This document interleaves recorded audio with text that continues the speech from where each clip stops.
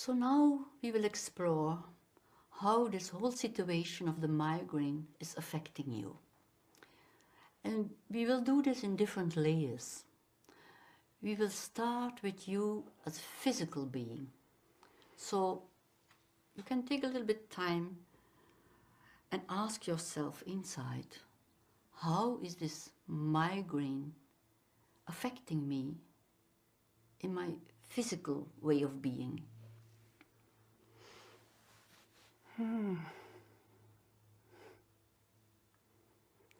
I have to say, it's not easy to be friendly with that.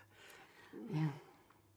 I wake up and immediately the migraine is there, and immediately I feel sick and I cannot even move. It's terrible. I'm stiff and stay in bed, and I cannot bear any sound or light. I cannot do all the things that I would like to do. Yeah. It's like being in prison, really. Okay. Yeah, I feel frozen, immobilized. The only thing I can do is lie in the darkness and wait for the medication to work, and maybe it gets better. Okay. Oh, and there are so many days like that in my life. So that's a real terrible situation. Being imprisoned, not able to move. So lying in the darkness and just waiting until the sickness is over. Yes. Yeah. Yes. So. And you said it's difficult to stay in a friendly way with your body in this suffering. May I invite you just to try? How does it affect you when you can just be with yourself, with all this suffering, like you are sometimes with your grandchild? So if you imagine having this attitude you have towards your grandchild when it is suffering, when you apply that attitude to yourself, how does that affect you? Oh, my grandchild, that's easy to feel tenderness and be very tender with her, but doing that for myself? Yes, I do understand that's more difficult. Yeah, yes. But give yourself some time to try it and just experience whether there is some change when you try to be friendly with your physical being and the way you have to suffer. You know, I often try to have some rational thoughts as, okay, my body needs a pose and things like that, but it's hard. I really, it moves me when I hear you say it is true, it is awful in this prison. Acknowledging instead of ignoring, that makes so much difference. That was never done in my family. Okay, you are not used to acknowledge your suffering.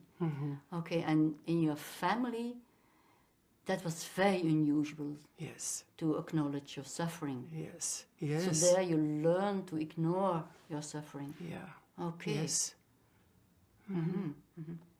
Yes. So, with this issue of your family, we arrived at the social dimension. So, maybe you can say a little bit more about your experiences in your family. And how was that related to your migraine in some way? You know, in my family, when I think about it, across the generations, everyone either had or now has migraine. And the only way we learned to cope with it was ignore it. And go to school, university, work, but first and foremost, not talk about it. Okay. No one ever knew. We were always hiding the pain. Okay, so you learned not to talk about it. Yeah. And always hide whatever was there. Yes. Yeah. So This must be unusual for you now then to talk with me about your pain. Yes, it is. It is. When I'm talking about it, as I do now, there are always these old voices in my head telling me, but don't make it bigger than it is. All people have something that they suffer from. Yes. Of course, that's true. All people have something they suffer from.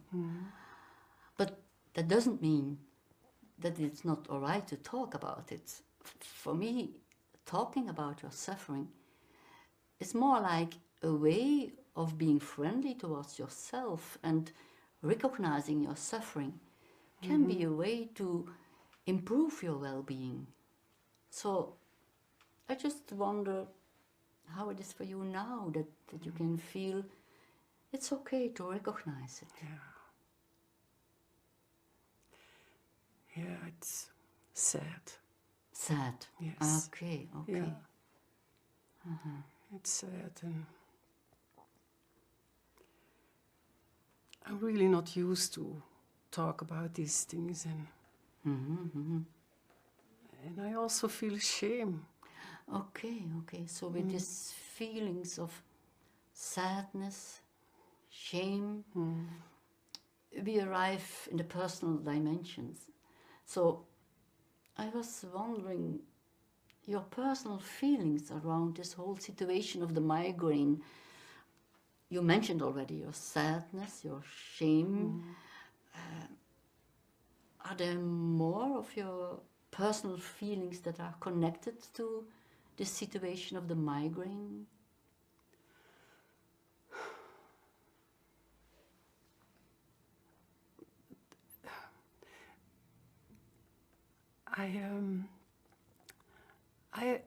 There was some curiosity, like wanting to find out how all these things belong together. But now it's more or less loneliness. Loneliness. The loneliness of And not sharing and hopelessness. Hopelessness, yes. Hopelessness also. Yeah. And you also said your curiosity and hopelessness. I was wondering, is there some connection between your curiosity, your hopelessness, or what? In what way does the migraine take away your hope? You know, I always hope for something from the outside to come and take away the pain, or that it just simply will go away overnight. Of course, you hope that there is something that can help you and that it will stop the suffering. Yeah. But you say you are always looking at the outside. Yeah, and I know it's naive, but that's what I do. I always put trust in something outside me, and and that then I end up disappointed or deceived. I never put trust in myself.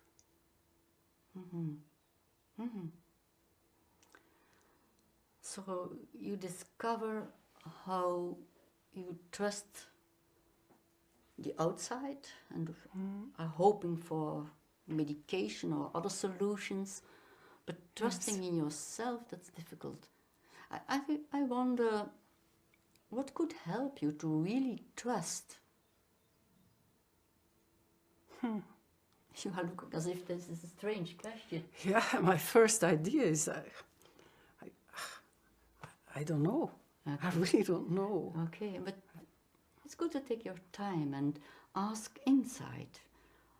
There, in your wiser self, there is sometimes some sense of what you trust at a deeper level.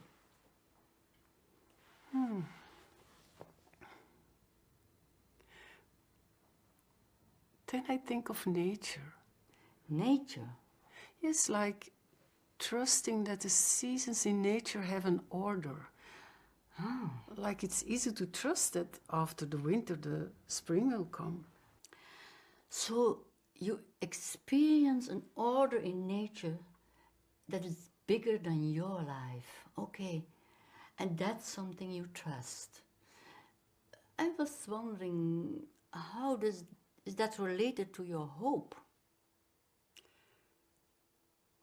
Well, it goes together with the question, where is my place in all this? So, when I stay with the order of life, what could come for me now in the autumn of my life? Oh, that's a nice question. What could come for you now in the autumn of your life? Yeah. Yeah. As if that opens up some new perspective, or Yes, it's like a relief. oh, It opens up a new approach to hope for me. okay. Like confidence in nature and belonging to a bigger order. So if you take now a little bit more time to feel, how does that affect you when you just think of this order in nature and an order that's bigger than you, but at the same time you seem to be part of that order in nature. So how does that affect you? It fills me up with peace. Peace. You can feel peace in that. Yes. Yes. That's an important spiritual emotion. So we arrived in the spiritual dimension very naturally. Yes. Thank you for sharing and for opening up yourself to this new experience and giving yourself this new perspective that is very different from where you started by being imprisoned. Yes, it was. It is. It is. And thank you for this meeting. It really was meaningful and important to me to let a little bit of my feelings, allow it to be seen and to be witnessed. I see. Yes. I see. Thank you. Because that was very different from what you have always experienced in the past. Yes, indeed. It is. Thank you very much. You're welcome.